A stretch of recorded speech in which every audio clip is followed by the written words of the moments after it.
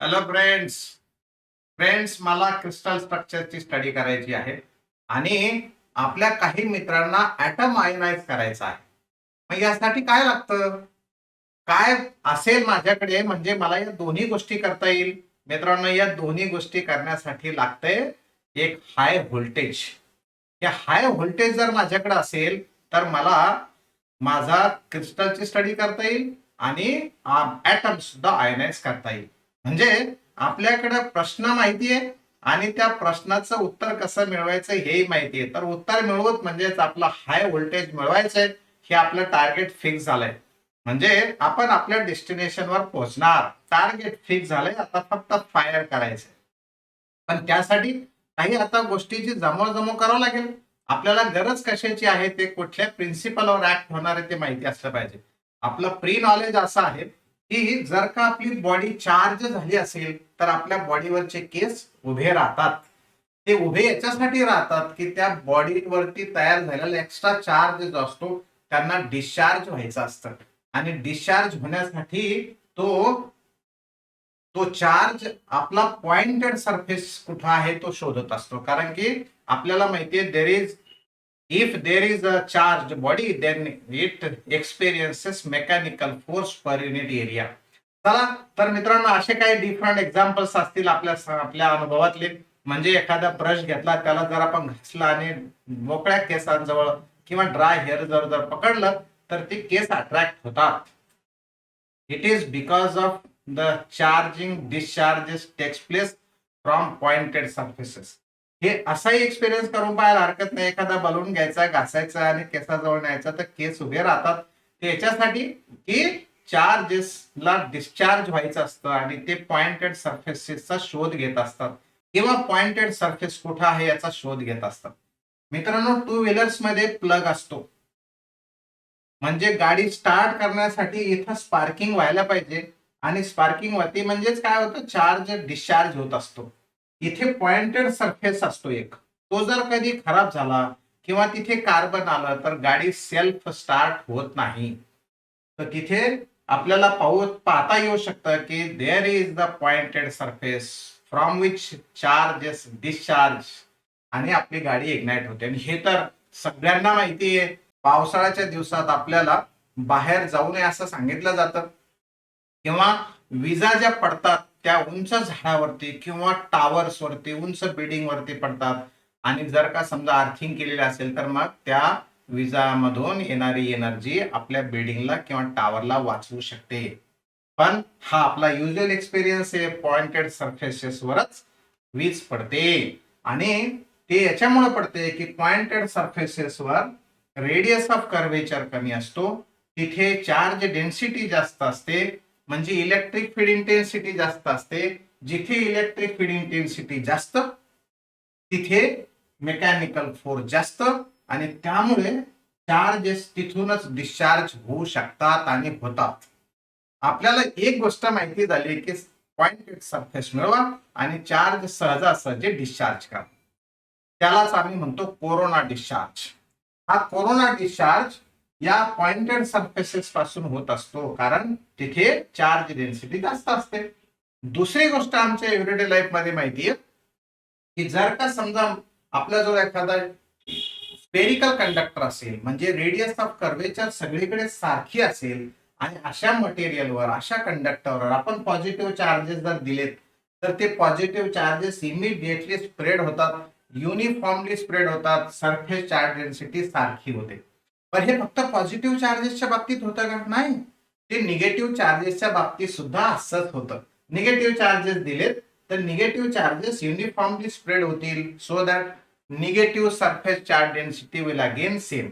पण हे चार्जेस तुम्ही सेंटरला दिलेत, मध्ये नेऊन ठेवले असते तरी सुद्धा ते तिथे राहत नाही. हा एक्सपिरियन्स आहे. ते फक्त सरफेसवर येऊन थांबतात.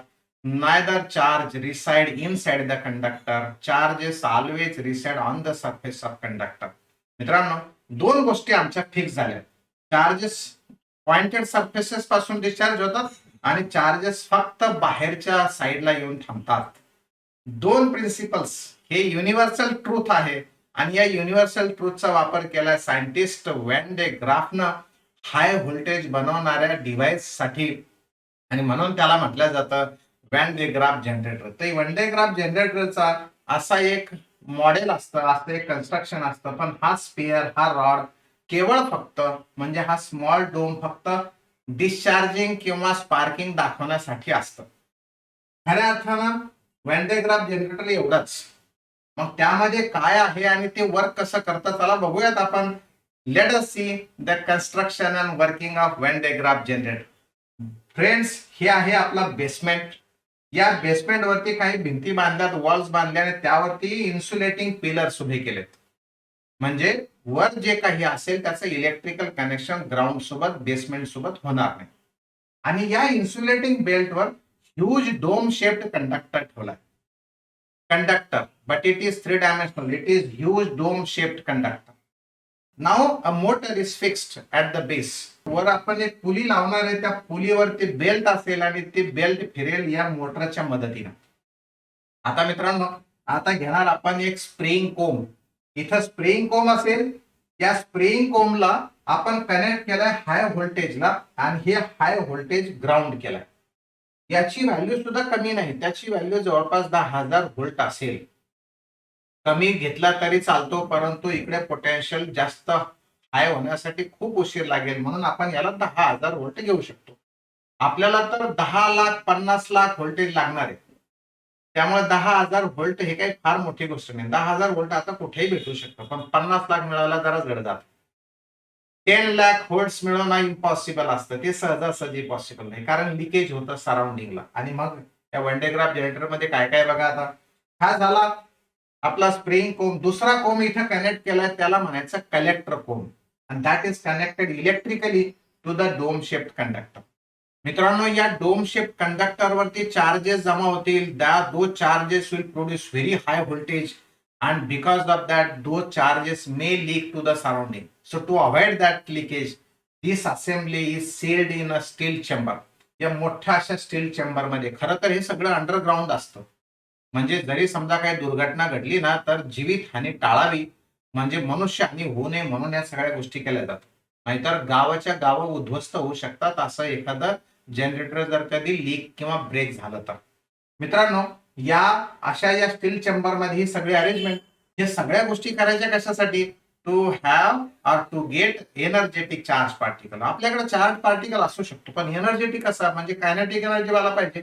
मग त्यासाठी एक इथे डिस्चार्ज ट्यूब किंवा टनेल किंवा एक गायडेड पाथ बनवला आणि तिथे फिलामेंट ठेवला, किंवा किंवा तिथे इलेक्ट्रोड आपण आणून बसवलं.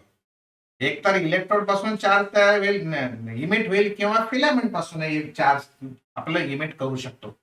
मित्रांनो, आता आपली मोटर चालू झाली. मोटर चालू झाल्यामुळे हा इन्सुलेटिंग बेल्ट फिरतोय. या इन्सुलेटिंग बेल्टवर लक्ष ठेवा, इन्सुलेटिंग बेल्ट आहे, कंडक्टिंग बेल्ट नाही.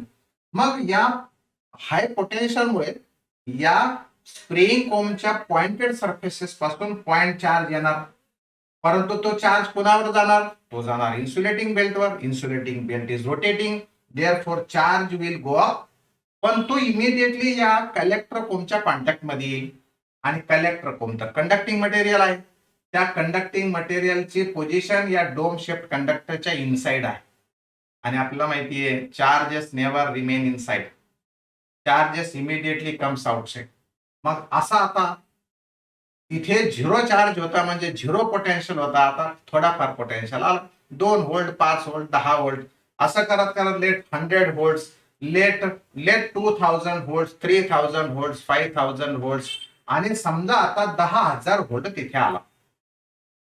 खऱ्या अर्थानं आता आपण समजून घ्यायची गोष्ट इथेच आहे. इथे 10,000 व्होल्टची बॅटरी आहे. इथे चार्जेस इतके झाले की या डोम वरती पोटेन्शियल मिळालं 10,000 व्होल्ट. आता सर्वसामान्यपणे विचार जर केला तर विचार असा येऊ शकतो की पोटेन्शियल डिफरन्स झिरो झाला. 10,000 10,000, आणि पोटेन्शियल डिफरन्स जर झिरो झाला तर चार्ज डिस्प्लेस होणार नाही, चार्ज मूव्ह होणार नाही असं वाटू शकतं. पण पण ते कधी सत्य असतं? जर का ते इलेक्ट्रिकली कनेक्टेड असतील तर. This battery and this voltage, this dome shaped conductor are not electrically connected. There is insulating belt. म्हणजे इथं दिलेला चार्ज पोटेन्शियल डिफरन्समुळे वर जात नाही, त्याला घेऊन जाणारी ही मोटर आहे, म्हणजे इन्सुलेटिंग बेल्ट आहे. आणि इथं आल्यानंतर तर प्रिन्सिपल दुसरं ऍक्ट होतं कोणतं, charges never remain inside the conductor. इथे charges discharge from pointed surface, असे दोन प्रिन्सिपल दोन ठिकाणी काम करतात. आणि मग पुढचा आलेला चार्ज परत तोच जाईल, युनिफॉर्म डिस्ट्रीब्युट होईल. आता समजा 10,000 व्होल्टचं 20,000 व्होल्ट झालं, प्रोसेस चालूच आहे, याची डिस्चार्ज करण्याची प्रोसेस चालू आहे, चार्ज देण्याची प्रोसेस चालू आहे. Let it is 5 lakh volts. आणि आणखी सुद्धा आपल्याला ते देता येतं, समजा 10 लाख व्होल्ट्स मिळालं. एवढं पोटेन्शियल तिथं मिळाल्यानंतर आपल्याला तिसरी गोष्ट माहिती आहे की potential on the surface of conductor is equal to potential inside the conductor at any place. मग हा आपला एवढा जो व्हॉल्यूम आहे, तो व्हॉल्यूम त्या कंडक्टरच्या इनसाइडचा आहे. म्हणजे जे पोटेन्शियल तुमच्या सरफेस वरती असेल तेच पोटेन्शियल इनसाइड कुठेही, त्याच ठिकाणी आम्ही जर का पॉझिटिव्ह चार्ज जनरेट केला तर त्याची आता पोटेन्शियल एनर्जी किती होईल, पोटेन्शियल एनर्जीचा फॉर्म्युला असतो चार्ज इंटू पोटेन्शियल. तो चार्ज इंटू 10 लाख व्होल्ट्स म्हणजे huge potential energy. This potential energy appears in the form of a very large kinetic energy. Thus, we can achieve energetic charged particle which can be used to study crystal structure as well as to ionize the atom or molecules of a gas. Thus, we can get success in studying the crystal structure in detail or in ionizing the atom by using this huge voltage in the Van de Graaff generator. मित्रांनो, या चार्जेसला leak होऊ द्यायचं नाही म्हणून आपण steel chamber ठेवला, underground ठेवलं. पण आणखी जर का सेफ्टी द्यायची असेल, आणखी पोटेन्शियल वाढवायचं असेल तर या स्टील चेंबर मध्ये नायट्रोजन गॅस हाय प्रेशरनं भरला जातो. आणि हे असतं final construction. And this is what working of Van de Graaff generator. दोस्तों, thank you for watching this video. Namaste.